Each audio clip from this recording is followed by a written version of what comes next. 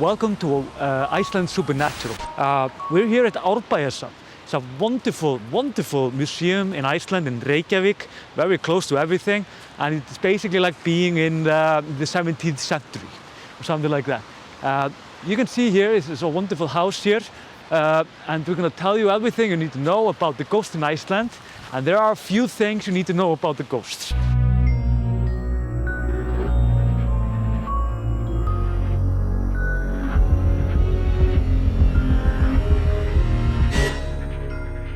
There are a few types of ghosts that we have.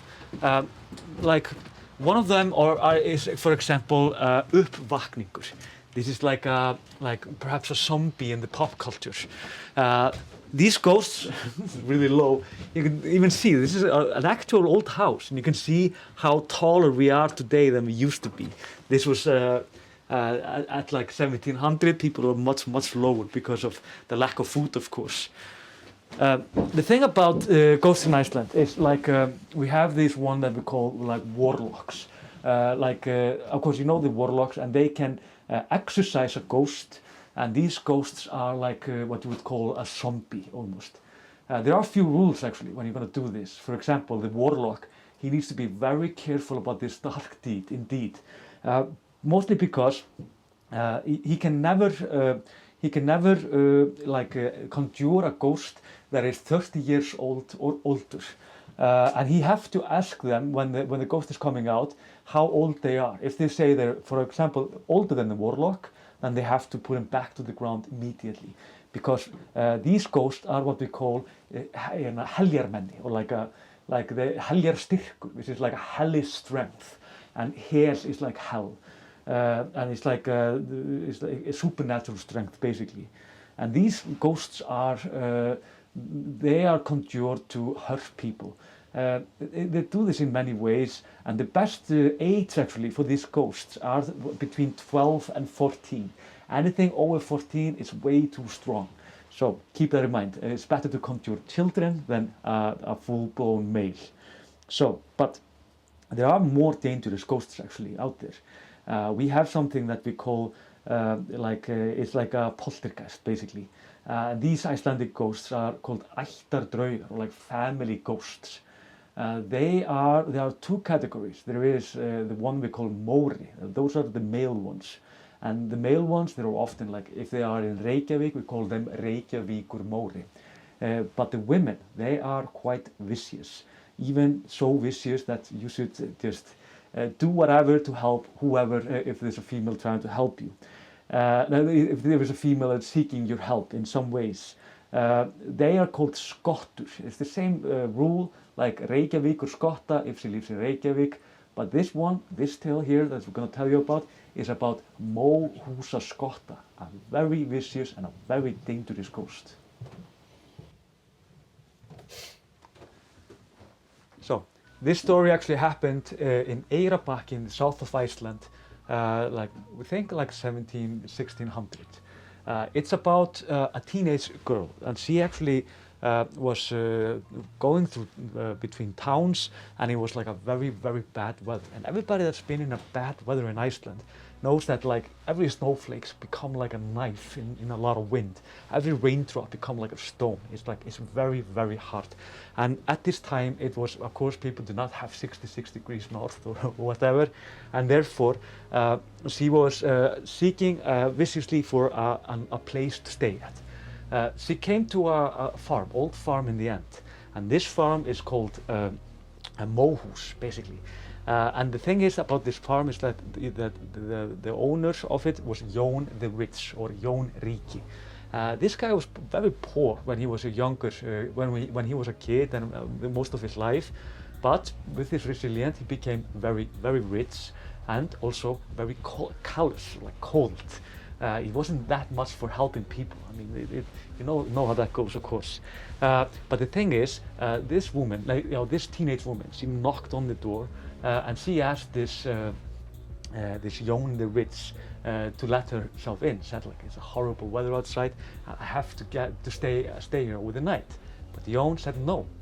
No matter what she said, how she pleaded, he basically said no, and he turned her away. So this poor teenage girl, we do not know what's her name or anything, she actually tried to get to the next farm, and it was not easy. She was already very cold, and the snowstorm was getting worse and worse and worse. But in the end, she couldn't go anymore, and she basically made her bed, she went to sleep, and she never woke up again.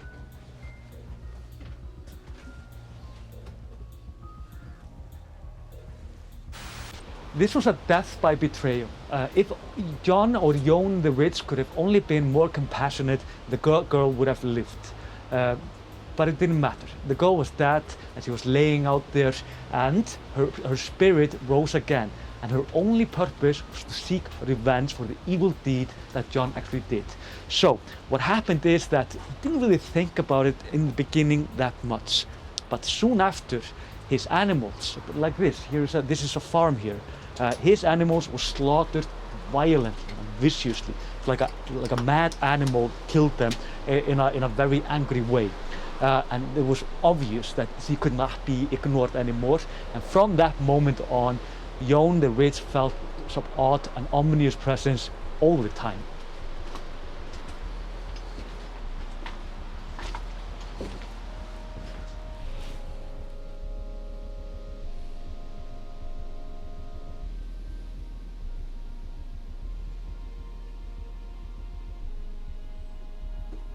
Now, after the killing of these animals, the presence of Móhúsa-Skotta became stronger and stronger. She was destroying everything, and when she was bored, she went into the barn and she killed even more animals. So, what she did actually is that she was so vicious that the farmer, Jón, he had needed to hide his shoelaces, for example. She was always gnawing it, she was stealing it, and the true reason that he was actually taking the shoelaces always out of his shoes was because in the night she took the shoelaces and she tried to strangle him. So this was escalating, obviously. And not only that, around the farm, which was there was a young man that was found dead. The thing is that he was walking around somewhere close to where she had died, and she seemed to have driven him mad, strangled him, and she took his body and hid it in a well, only to be found very much later. Now, here's where things are getting really bad, because she's one of these few ghosts in Icelandic history, like Icelandic folklores, that actually teamed up with other ghosts. So she had an ally now, which is called Selsmóri. Selur means a seal, so it's like Mori, the seal. This ghost actually started pestering poor John with her, and this is where things were getting very, very serious.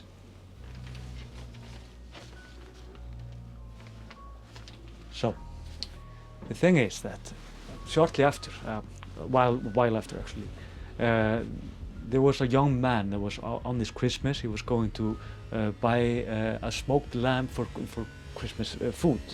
That poor soul, Thomas, was his name. He was walking close to where Móhúsa-Skotta had died before. But the thing is that he never made it home. A few days later, when the weather was a little bit better, they found his body torn, violently killed, like again, like very similar, like if an animal would have attacked him. And here's the thing: Thomas also became a ghost. He became the third ghost in this very vicious gang of ghosts at Eyrarbakki. And the things became so serious that even other people living in that small town, which is like by the sea village, they didn't like dare to go outside in the evening. Because these ghosts were basically always looking for the next victim, or just to torment poor John the Rich. Jón knew that this was his doing. He was starting to suspect that the moment that these ghost things started, it was the same moment as he said no to this girl to sleep at his farm and shelter her from the bad weather.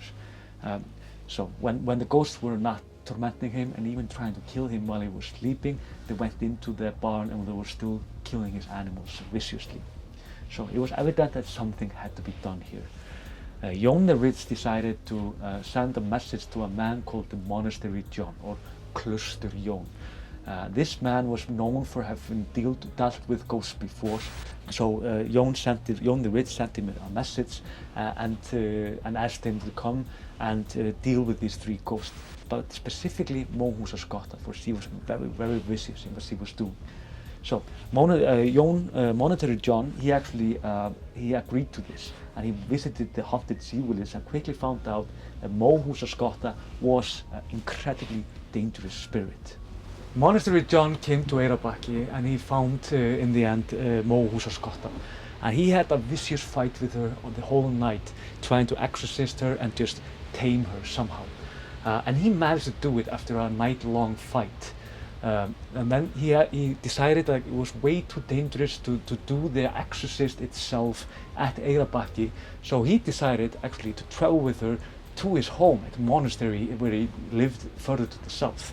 But Móhúsa-Skotta, she had more tricks up in her sleeve.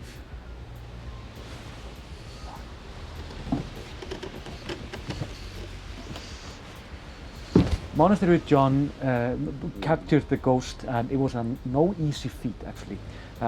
He decided to go all the way back to his home in the south of Iceland, which was hundreds of kilometers away, but so he had to stop on his way to sleep. One night, Móhúsa-Skotta, which was very cunning, she managed to break his bond, and she managed to overcome him, and she dragged him down by a lake, and she tried to drown him in this lake and kill him. But Monastery John, this was not his first rodeo, so he actually managed to overpower the ghost again and to save his life, which was quite important, to be honest. What happened then, he took her all the way, there was no more incidents, he took her all the way to the south, and there he exorcised her, and finally Móhúsa-Skotta will find her peace. But to the horrors of the people that actually lives in Eyrarbakki, there was one ghost left, Thomas. He didn't capture that ghost, he focused on the Móhúsa-Skotta for how vicious and dangerous he was. So Jón the Rich, ironically, didn't want to pay the Monastery John for his help. He only paid him part of the fee of these 30 gold coin that he promised him. So the ghost still roams around, and there is nothing that we can do about it. And if you're in Eyrarbakki at some time, you can possibly see that ghost. This story is a sample of how Icelanders view when helping people in need when they need shelter in bad weather. You will not find any home locked in Iceland if you actually knock on the doors and try to get some help in bad weather, because this is what we grew up with. This is also the end of this first episode about ghosts, and if you are in Reykjavík at any point, then I encourage you to visit this museum, Árbæjarsafn. It's exactly like a 17th century village, and it gives you a very correct feeling about everything. Also, if you like it, then please like and subscribe it. We're going to tell you even more stories, more supernatural stories, everything we know about the folklores, and even UFOs. So pay attention.